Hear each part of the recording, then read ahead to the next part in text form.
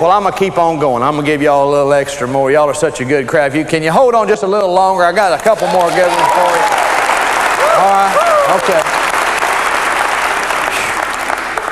I got a dear friend named Benji and his wife Connie. They're in the ministry. They're one of my own kind. Now, you need to understand something. We in the ministry, we're normal, regular people. We're just regular folks. We're God called, but we're regular. We're sinners just like everybody else. And in our marriages, sometimes we have little tiffs and tough times. I know my sugar baby and I do. I don't like to call them arguments, maybe just discussions. There's a Hebrew word for that, bakar, which means a whole bunch of bull. But old Benji and Con that day, that had a little tiff, on that Friday. She just didn't think he did enough and wouldn't help out enough, And so they had a banquet that night at church, real formal thing. I mean, really going to be nice. Ladies going to wear the formals, and the men were going to dress up. And so they had to go, and he's on staff. He had to be there, in the ministry. You got to go. And they're going to have to fake it the whole night. You know what I mean? They're just going to have to act like everything's fine. Well, sure enough, she's put on her formal, and she's got one of these long zippers, from the waist all the way to the neck. One of those long jobber doos. She can't really get it all the way up. And she said, "Do you think you can help me with the zipper? Do you think you can do that much?" Oh, baby. Old Ben says, "Yeah, I can do it. He grabs that zipper, goes on up there, gets up there, and he thinks, "Well, I'll have a little fun." So he goes, and all of a sudden, it broke it. Oh, baby. Oh, but he broke it. She said, "You did not break my zipper." They had to be there in about 15 minutes. He said, I'll fix it. So we got some pliers, couldn't fix it. They had to pin it. She had to put a shawl on in June. You know what I mean? And so she said, "I'm so embarrassed. I've never been so embarrassed." She didn't have another formal. She said, "I have to wear this. I have to wear a shawl my grandmother made." He said, "Well, you look good, baby." She said, "Oh." They get in the car. They get there. As soon as they get there, they see people. Hey, great. Hey, doesn't she look great? Doesn't she look great? "Oh, yeah, Connie, your shawl is really nice." She went, "Oh, my grandmother made it for me. And I knew it'd be cold tonight up here. It's always so cold, and I just thought I'd wear it to stay warm." And they went, "Yeah, great. Wish I had one." But anyhow, you know how. So they went through that whole evening, and they got in the car to go home. She says, "I have never been so humiliated and embarrassed my whole life." And he said, "Honey, everybody said you look great." They were lying. They were just being Christian. They get home.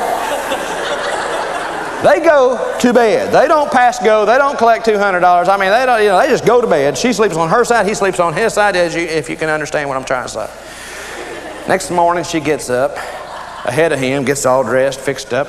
She sort of wakes him. He said, "Hey, what are you doing, Connie?" She said, "Benj, I'm going shopping. I'm going to buy me 2 formals. I'm going to charge him with a credit card. I don't care what Larry Burkett says. Do you know?"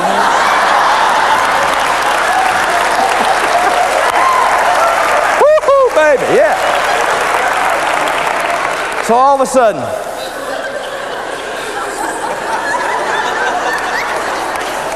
he said, go ahead, be a bad steward. If you want to be a bad steward, go ahead.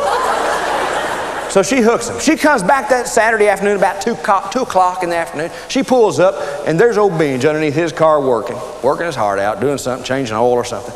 She gets out and carries all these bags, She goes up by him and stands there, and he, about this much of his body is showing, the rest underneath the car. She just looks down there and sees his zipper.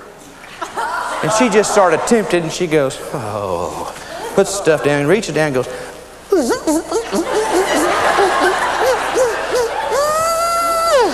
there, picks her stuff up, walks inside, puts her stuff on the kitchen table, goes back into the den, and there's Benji watching television.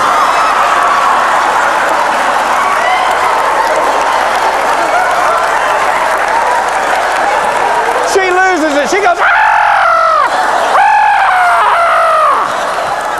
He said, "Connie, I'm sorry about the dress. I'm sorry about it." She said, "I don't care about the dress. Who is underneath our car?" He said, "Oh, Bubba from next door."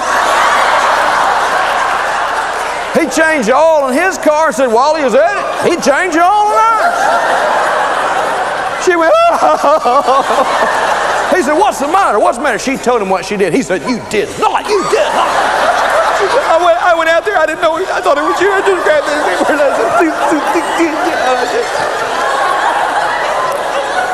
She looked at him. She said, you go out there and you do something to fix it. She said, if you don't, and you better not let him know it was me. If you let him know, if you let him know it was me, you will not be singing "What a Fellowship, What a Joy Divine." You understand what I mean? He understood her language there, and Benji goes out there.